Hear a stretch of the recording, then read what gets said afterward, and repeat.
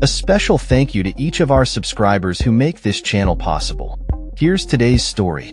London, British Prime Minister Keir Starmer marks 100 days in office Saturday with little cause for celebration.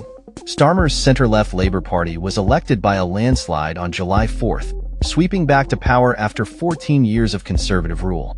However, the initial euphoria has quickly given way to a series of challenges that have left his administration's approval ratings in a precarious position. Polls suggest that Starmer's personal approval rating has plummeted, and Labour is only slightly more popular than the Conservative Party, which was decisively rejected by voters after years of infighting and scandal. Tim Bale, a professor of politics at Queen Mary University of London, remarked, "You couldn't really have imagined a worse start. First impressions count, and it's going to be difficult to turn those around." Starmer's campaign promised to end years of turmoil and scandal under Conservative governments, revive Britain's sluggish economy, and restore the National Health Service (NHS), which has faced significant challenges during the pandemic. While his government argues that it has made a strong start, including ending long-running strikes by doctors and railway workers, setting up a publicly owned green energy firm, and scrapping the controversial plan to deport asylum seekers to Rwanda, the reality on the ground tells a different story. Starmer has also traveled to Washington, the United Nations, and European capitals in an effort to project that Britain is back after years of inward-looking wrangling over Brexit. However, the UK, like many of its allies, has struggled to exert much influence on escalating conflicts in the Middle East and the ongoing war in Ukraine. Domestically, the new government has faced crises, including a surge of far-right fueled anti-immigrant violence that erupted across England and Northern Ireland during the summer. Starmer condemned the rioters as mindless thugs and vowed to hold those responsible accountable. To date, more than 800 people have appeared in court, and nearly 400 have been sentenced to prison.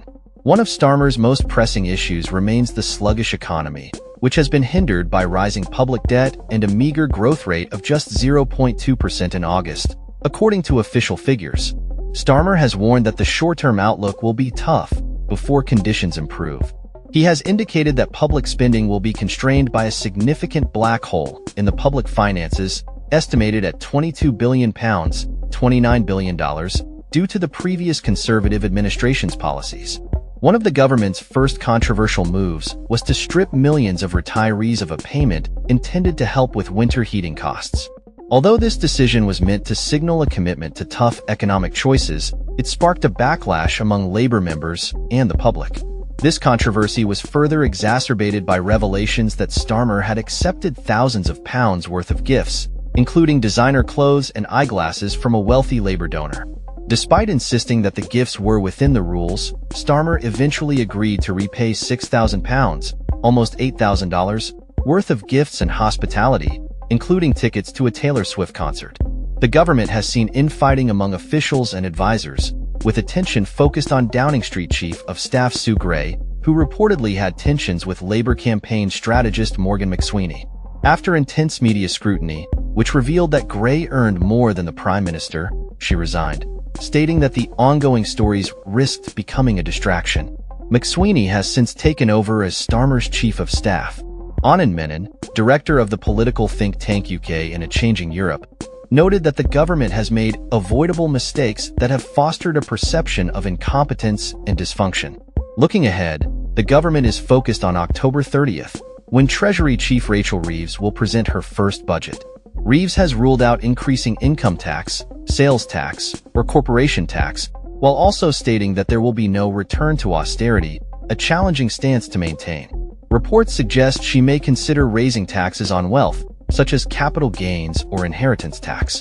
The government aims to make painful decisions early on in hopes of demonstrating economic growth and improving living standards in the future.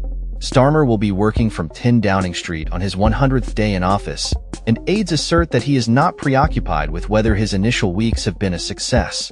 "It's for the public to judge that," said spokesperson Camilla Marshall. "The government is focused on delivery." Political analysts suggest that the government can rebuild trust with voters if it not only illustrates the difficult inheritance it has received, but also presents a clear plan for the nation's improvement. As Tim Bale pointed out, What's been lacking in some ways is the vision thing. I don't think people have that much of a sense of what Keir Starmer or indeed Labour is about. And that's something they need to put right very quickly. As Starmer reflects on his first 100 days, the road ahead remains fraught with challenges, but the potential for recovery and reform lies in his hands. That's all for this story. We upload videos every day covering many different subjects, so hit that subscribe button to stay informed. Thanks for watching.